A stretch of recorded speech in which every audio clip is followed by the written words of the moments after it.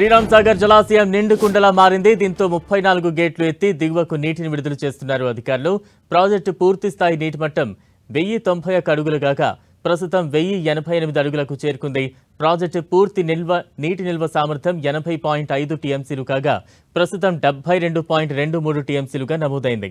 నదీ పరివాహక ప్రాంత ప్రజలు అప్రమత్తంగా ఉండాలని అధికారులు హెచ్చరికలు జారీ చేశారు.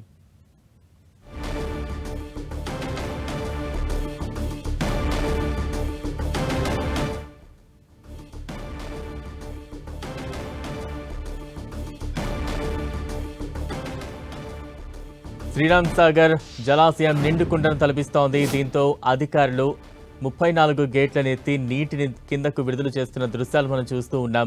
నిండు కుండను తలపిస్తోంది. ఏ ప్రాజెక్ట్ చూసినా కూడా నిండు కుండను తలపిస్తోంది. పెద్ద ఎత్తున వర్షాలు ఉన్న నేపథ్యంలో, ఎగువ నుంచి కురుస్తున్న భారీ వర్షాల నేపథ్యంలో వరద నీరు పెద్ద ఎత్తున జలాశయాలకు చేరుకుంటూ ఉన్నాయి. దీంతో అధికారులు జలాశయాల గేట్లు ఎత్తి నీటిని దిగువకు విడుదల చేస్తూ ఉన్న దృశ్యాలే కనిపిస్తూ ఉన్నాయి.